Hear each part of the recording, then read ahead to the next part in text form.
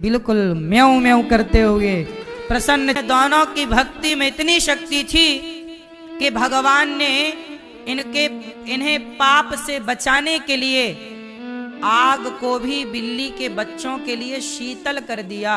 घड़ा पक गया पर बिल्ली के बच्चे का बाल भी बांका ना हुआ। तब प्रहलाद जी ने कहा कि जिस परमात्मा ने इन बिल्ली के बच्चों की रक्षा की वही परमात्मा है मेरा रक्षक। इसलिए प्रहलाद जी को तो आग में होली भगवान की भक्ति हो तो आग भी अपना स्वभाव बदल देती है। इसलिए मेरी माँ भगवान सबके पालनहार हैं। प्रहलाद जी ने कहा पिताजी आप भी भक्ति करो। प्रहलाद जी को पढ़ने भेज दिया।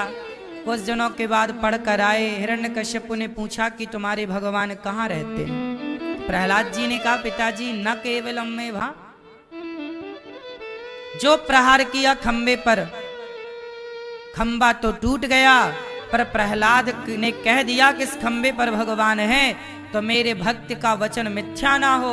अपने भक्त के वचन को सत्य करने के लिए भगवान खंबे से प्रकट हो गए। बोलिए नरसिंह भगवान की। भगवान प्रकट हुए। हिरण्यकश्यपु को उठाया, गोद पर लिटाया, देहरी पर बैठे, नख से नाखून से हिरण्यकश्यपु ने कहा आप कौन है? तेरी मृत्यु हूं। बोला मैं दिन को मरूं ना रात को मरूं। भगवान बोले ना ये दिन है ना रात है, संध्या का समय ना मैं आकाश में मरूं ना पाताल में। भगवान बोले मैंने गोद में लिए नाखून मैंने फैशन में नहीं बढ़ाए, तुझे मारने के लिए बढ़ाए। बोले मैं अभी भी नहीं मरूंगा। क्यों? 12 महीने में किसी महीने नहीं मरूं, न चैत्र न बैसाख न जेठ न आषाढ़ न सावन न भादो न कुआर न कार्तिक न अघन न पूस, कहीं नहीं मरूं। भगवान बोले न ये चैत्र वैशाख जेठ आषाढ़ कुछ नहीं चल रहा, ये तेरे लिए 13वां महीना बनाया, पुरुषोत्तम महीना चल रहा, अब तो मरेगा।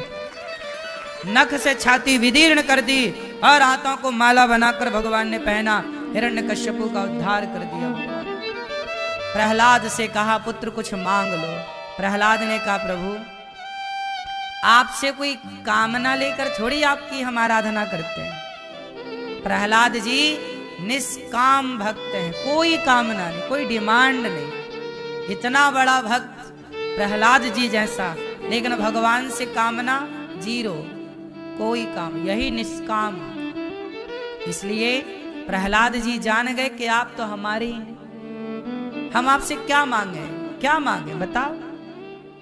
अच्छा ये बताओ, आप सब भक्त हमारे हैं, आप सब हमारे हैं, जब आप हमारे ही हो तब हम आपसे क्या मांगे? क्या चाहें? क्या चाहिए बताओ। जब हम भगवान के हैं, जब हमें पता है कि हम भगवान के हैं और भगवान हमारे हैं, तो मांगने क्या है? डिमांड तो वहां होती है जहां ये स्वीकार नहीं होता कि भगवान हमारे हैं। एक हो जाए भक्त और भगवान, जैसे पिता पुत्र दो नहीं है। क्यों? पिता और पुत्र दो नहीं है, पति और पत्नी दो नहीं है, व्यवहार में दो हैं पर भीतर देखो तो एक है। क्यों जी? बात सही है। उसी तरह भक्त और भगवान दो नहीं, जब तक दो हैं तब तक ही तो काम बिगड़ा है, तब तक ही तो डिमांड है।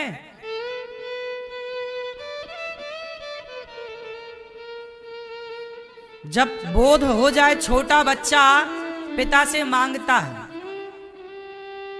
हमें खिलौना दिलाओ, टॉफी दिलाओ, गाड़ी दिलाओ, मोबाइल दिलाओ, लेकिन वो बच्चा जब बड़ा हो जाता, जब उसे ये ज्ञान हो जाता रे ये तो मेरा पिता और सब कुछ मेरा ही है, पिता का सब मेरा ही है, तो जब ये बोध हो जाता है कि सब कुछ तो अपना है, तब फिर वो मांगना छोड़ देता है। क्यों जी? बात सही है। मांगता कब तक है? जब तक उसे ये ज्ञान नहीं होता कि सब मेरा है। ऐसे ही आप भगवान से मांगते हो तो अभी आपको ज्ञान नहीं है। जब जिस दिन ज्ञान हो जाएगा कि अरे जिन भगवान से हम मांग रहे हैं वो भगवान ही हमारे हैं, वो अपने ही हैं, सब अपना है, जो दे रहे हैं सब अपना है, दुख दे रहे हैं सुख दे रहे हैं, जो दे रहे हैं सब बढ़िया। जिस दिन ये भाव आ जाए कि भगवान ही अपने हैं तो फिर सब अपना है। भाई बाप ही अपना है तो सब अपने ना हुआ।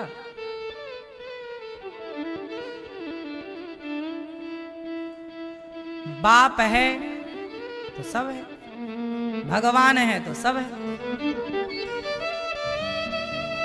ये ज्ञान ना होने के कारण आप लोगों की डिमांड रहती है।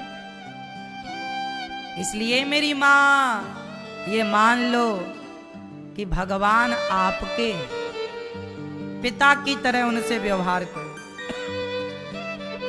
प्रहलाद जी को गोद में बिठाया भगवान ने, चाटने लगे जैसे गाय बछड़े को चाटती है। प्रहलाद जी को चाट रहे हैं भगवान, गले लगा रहे हैं, बार बार माथे को सूंघ रहे हैं। कुछ ना चाहिए प्रभु, कभी कुछ मांगने की इच्छा ना हो, ऐसा वरदान दे दो, ऐसा प्रहलाद जी ने कहा। भगवान कृपा करके चले गए। एक बार हाथी भगवान ने प्रहलाद जी को राजा बनाया। देखो नहीं मांगा तो सब दिया। एक बार हाथी का पांव पकड़ लिया मगर ने, हाथी ने पुकारा, भगवान चले आए, हाथी का उद्धार कर दिया। समुद्र मंथन हुआ, धनवंतरी भगवान आए अमृत लेकर, 14 रत्न प्रकट भये। समुद्र मंथन में गाय निकली, समुद्र मंथन में सारा कार्य हुआ। भगवान ने अमृत बांटा मोहिनी अवतार लेकर।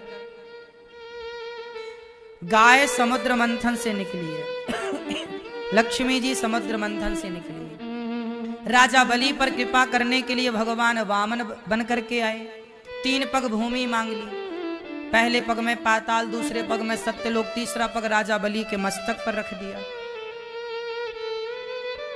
वामन भगवान बोले, राजा मैं तो तुझे छलने आया, तूने तो मुझे छल लिया, क्या चाहिए बोल। प्रभु मैं आपका दर्शन करता रहूं। बलि के लिए वामन भगवान राजा बलि के द्वारपाल बन के खड़े हो गए। तुझे मैं पाताल का राजा बनाता हूं और द्वार पे खड़ा रहूंगा, आते जाते तू मेरा दर्शन करना। ऐसा ठाकुर है, ऐसा भगवान हमारा कि तुम्हारा नौकर बनने को तैयार है। भगवान अपने भक्त से इतना प्रेम करते हैं कि यदि तुम भगवान को खरीद लो, बिक जाते हैं भगवान प्रेम में। नौकर बना लेते हैं राजा बलि, द्वार पे खड़े हैं। तब लक्ष्मी जी आई, राजा बलि को राखी बांधकर भगवान को लेकर गई। एक बार भगवान मछली बनकर आए, मत्स्य अवतार लेकर हयग्रीव नाम के दैत्य को मारा। भगवान नारायण के पुत्र ब्रह्मा हुए। इन्हीं के सूर्य वंश में भगवान राजा नभग, फिर नाभाग, अम्बरीश जिन्होंने एकादशी का व्रत किया। फिर इन्हीं के वंश में राजा सगर जिनके पुत्रों ने समुद्र को खोदकर सागर बनाया। इन्हीं के वंश में असमंजस, अंशुमान, दिलीप, भगीरथ जिन्होंने गंगा मैया को प्रकट किया। बोलिए गंगा मैया की। गंगा मैया प्रकट हुई और गंगा मैया का दर्शन हुआ और सगर के पूर्वजों का, सगर के पुत्रों का, भगीरथ के पूर्वजों का उद्धार हुआ। इन्हीं के वंश में खटवांग, दीर्घबाहु, रघु, अज और दशरथ जी हुए। दशरथ जी के 4 पुत्र हुए, राम, लक्ष्मण, भरत, शत्रुघ्न। चारों भैया बड़े हुए। राम लक्ष्मण गुरु आज्ञा से चले, यज्ञ पूरा कराया, हिल्या का उद्धार किया, सीता जी से विवाह हुआ। चारों भैयों का विवाह, राम लक्ष्मण भरत शत्रुघ्न, चारों भैयों का विवाह हुआ। 14 वर्ष के लिए कैकेयी माँ ने राम को वनवास दे दिया। राम जी वनवास के लिए चल पड़े। कोई प्रतिक्रिया नहीं, कोई उलाहना नहीं कि क्यों क्या नहीं, ठीक। उन 14 वर्षों में राम जी जंगल के कोल भीलों से मिले, शबरी से मिले, केवट से मिले। चित्रकूट में भरत जी मिलने आए, चरण पादुका का अवतार लिया, चरण पादुका दी भरत जी को। मर्यादा की स्थापना की 14 वर्षों में। रावण को मारकर सीता मां को स्वीकार किया और राम जी अयोध्या में राजा बने, सिया जी रानी बनी। इन्हीं वनवास के दौरान हनुमान जी की महिमा बढ़ी, लंका जाना, आग लगाना और सीता मां का पता लगाना, सब कुछ हुआ। राम जी राजा बने, सिया जी रानी बनी। ये सारी लीलाएं जो है राम की, मैं कह चुका हूं कि राम के मंदिर जाने का तात्पर्य है कि आप जैसे ही मंदिर जाएं। अच्छा ये बताओ, आप कंप्यूटर में जब बैठते हो, कंप्यूटर खोलते हो, तो जो फाइल खोलते हो वो फाइल खोलते ही उसका पूरा सब आ जाता है कि नहीं सामने? बोलो हाँ। उसी तरह राम के सामने बैठो तो राम का पूरा चरित्र, पूरा ज्ञान हमारे भीतर प्रकट हो जाना चाहिए। ऐसा भाव होना चाहिए राम को देखकर। ऐसे राम जी राजा बने और सिया जी रानी बनी। सदा राम को हृदय में रखो। बोलिए राजा रामचंद्र भगवान की। भगवान श्री कृष्ण चंद्र वंश में हुए। भगवान नारायण के पुत्र ब्रह्मा, चंद्रमा, बुध, पूर्णवा, आयु, नहो, शयाति, इन्हीं के वंश में वसुदेव जी हुए। वसुदेव जी के 13 विवाह हुए। माता देवकी इनकी सबसे अंतिम पत्नी है। देवकी मां से जब विवाह हुआ तो देवकी कंस की चचेरी बहन है, देवक राजा की बेटी है। कंस बहन को विदा करने जा रहा था, आकाशवाणी हो गई, कंस जिस बहन को विदा कर रहा है उसका 8वां गर्भ तेरा काल बनेगा। 8वां गर्भ काल बनेगा। लो भैया, कंस ने देवकी को मारना शुरू किया पकड़कर। तब वसुदेव जी ने रोका कि बहन को मारोगे पाप लगेगा। जेल में बंद कर दिया। जैसे ही जेल में बंद किया, कंस को लगा चलो बच्चा होगा मैं मार दूंगा। माता देवकी के 6 पुत्रों को इस तरह कंस ने मार दिया। जब 7वें गर्भ में बलराम जी आए तब भगवान ने अपनी माया से देवकी के गर्भ को रोहिणी के गर्भ में ट्रांसफर किया। और रोहिणी वसुदेव जी की ही पत्नी है, जो नंद बाबा के यहाँ रहती थी। जब वसुदेव जी पर संकट आया, इन्हें किडनैप कर लिया, कंस ने बंदी बना लिया, तो वसुदेव जी ने अपनी पत्नी को नंद बाबा के पास रख दिया। क्योंकि नंद बाबा और वसुदेव जी मित्र हैं कि भैया हम तो जेल में हैं, हमारी पत्नी कहाँ रहेगी, तो वहीं रखना, उनकी सेवा करना। तो नंद बाबा भाभी मां की तरह, नंद बाबा रोहिणी मां को मां की तरह रखते थे। हमारे यहां तो भाभी मां ही होती है, इस तरह वो रहती थी। तो यशोदा और रोहिणी माता साथ में रहती थी। तो रोहिणी मां के यहां बलदाऊ भैया प्रकट हो गए, बलराम जी। भगवान की जो सारी लीला है केवल भक्तों के कल्याण के लिए। जैसे जब रावण ने सीता मां को चुराया तो वहां पर आपने ध्यान दिया होगा, जटायु ने सीता मां की रक्षा की। कर तो नहीं पाए पर करने का प्रयास क्या किया? प्रयास किया, पंख काट दिए रावण ने। हम कर पाए ना कर पाए, हम कर ही पाएंगे ये आवश्यक नहीं है, लेकिन करने का संकल्प लिया और करने के लिए 4 कदम भी आगे बढ़ाए। तो देखो, एक जंगल में आग लगी, सारे पशु पक्षी भाग गए, पर एक छोटी सी चिड़िया अपनी चोंच में पानी भर भर के जंगल की आग में डाल रही थी। कौआ बोला, चिड़िया क्या कर रही हो? चिड़िया बोली, जंगल की आग बुझा रही हूं। कौआ हंसा, अरे चिड़िया, क्या तेरे से ये जंगल की आग बुझेगी? तेरी चोंच में इतना पानी है? चिड़िया बोली, कौआ भाई साहब, मुझे पता है कि मैं जंगल की आग बुझा नहीं सकती, तो क्यों पे बुझा रही है? चिड़िया बोली, भैया जिस जंगल में रही, खेली, खाई, पली, बढ़ी, मैं बुझा नहीं सकती, पर बुझाने का प्रयास कर रही हूं।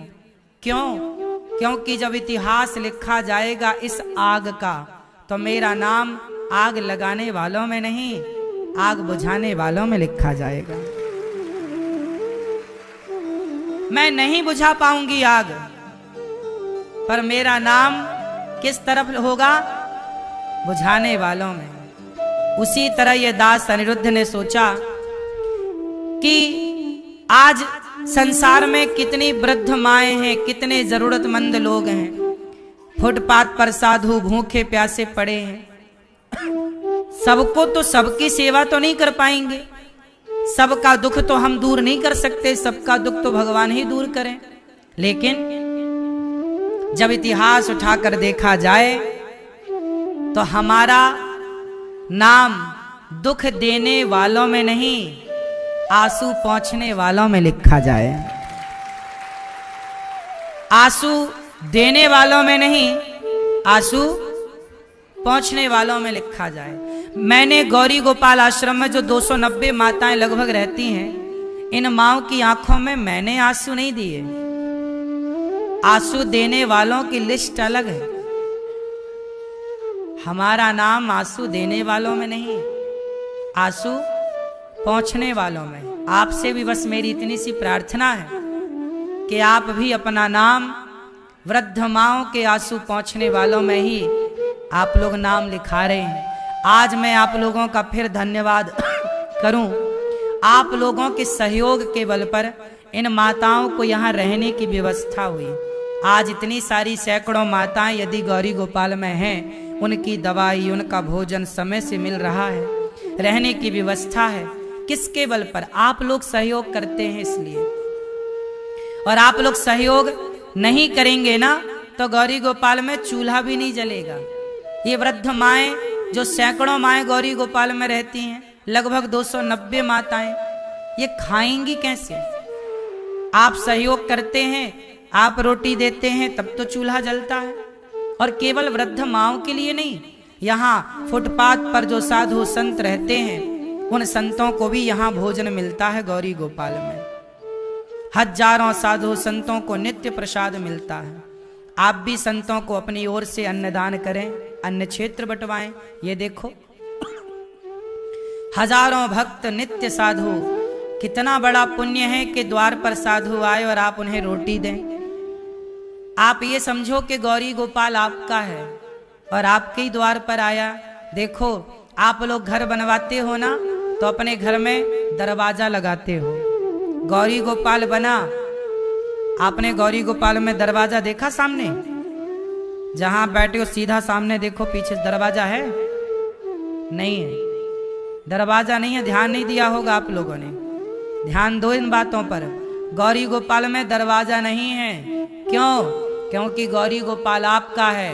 आप कभी भी आए तो आपको दरवाजा खुले, क्या दरवाजा है ही नहीं तो खुले ही है।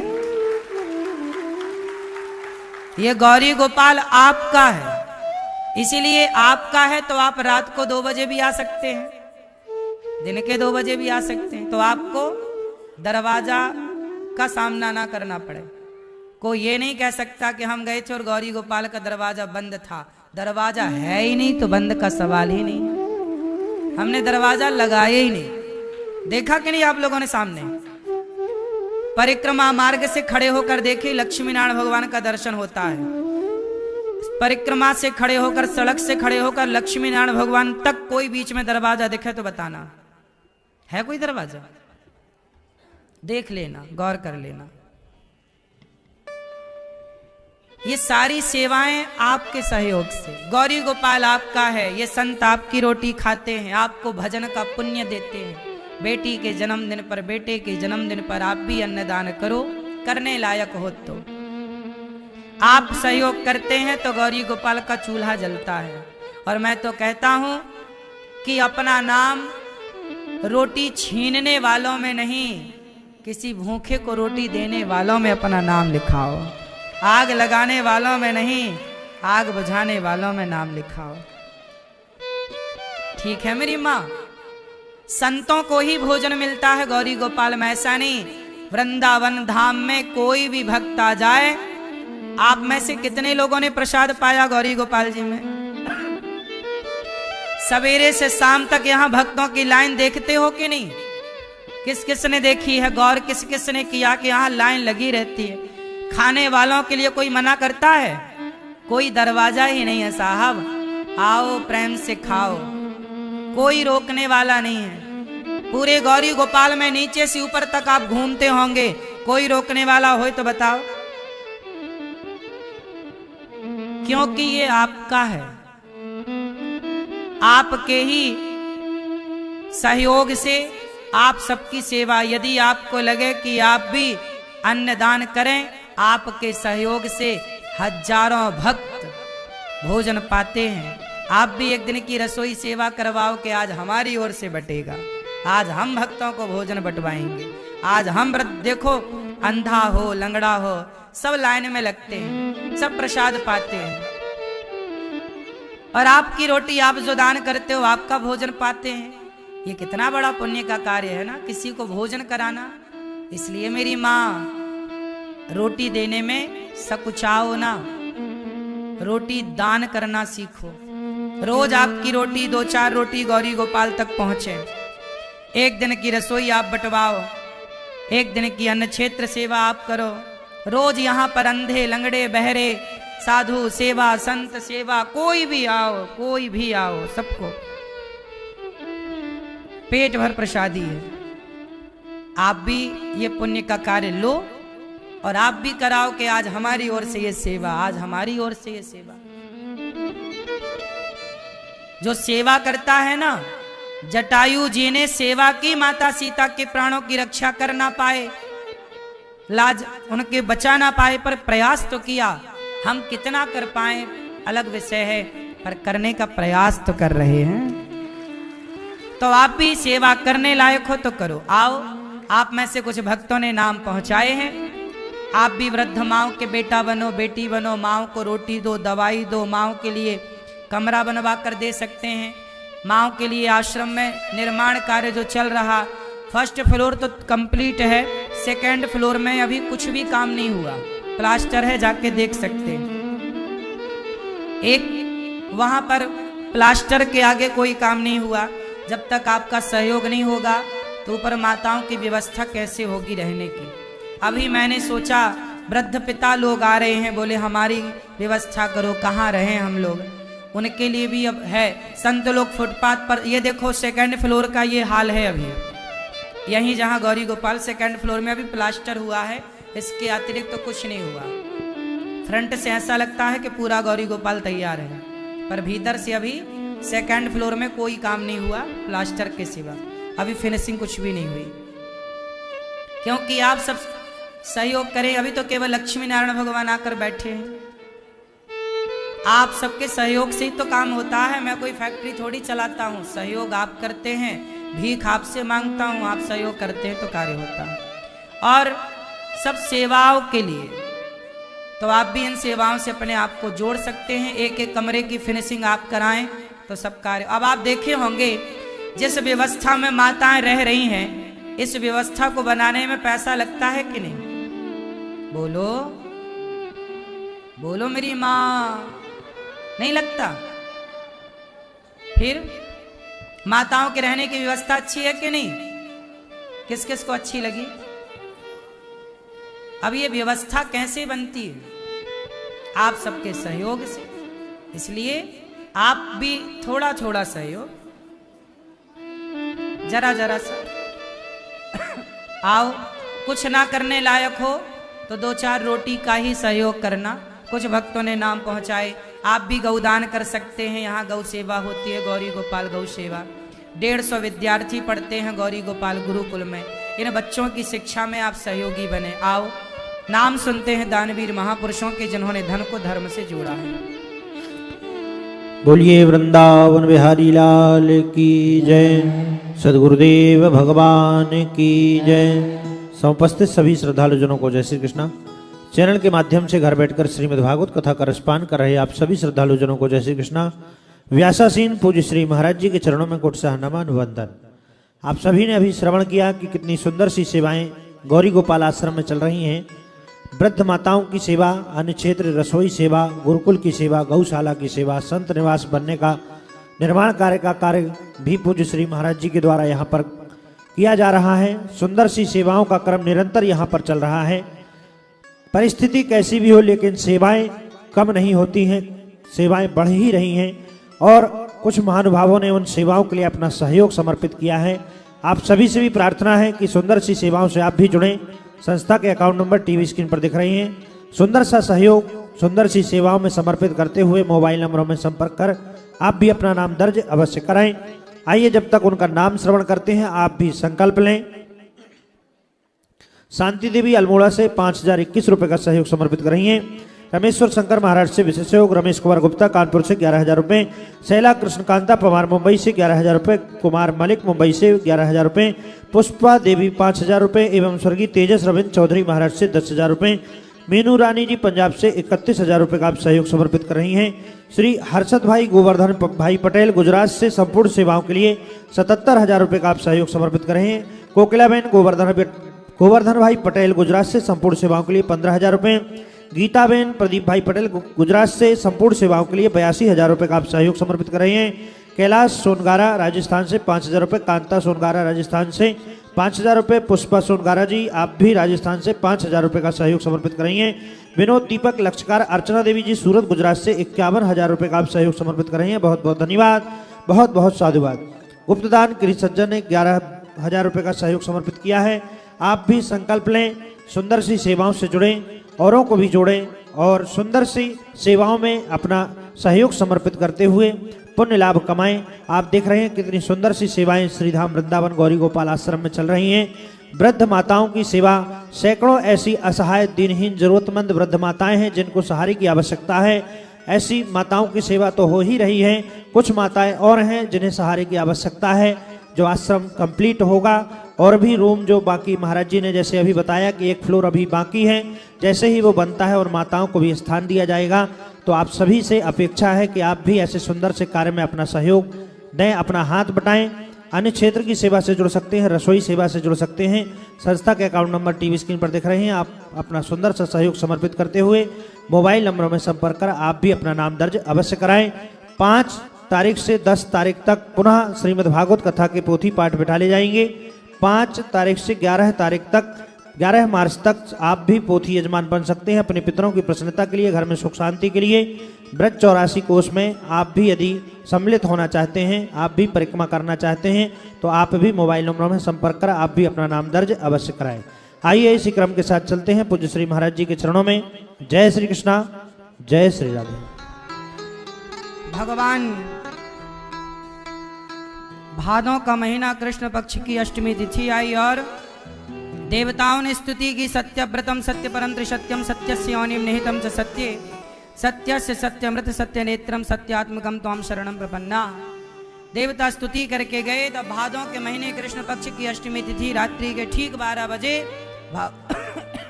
भगवान प्रकट हो रहे हैं। तमद्भुतम बालकम अम्बुजेक्षणम चतुर्भुजम शंख गदायुधायुधम श्रीवत्सलक्ष्मम गलशौभिकौस्तुभम पीताम्बरम सांद्रपयोध सौभगम।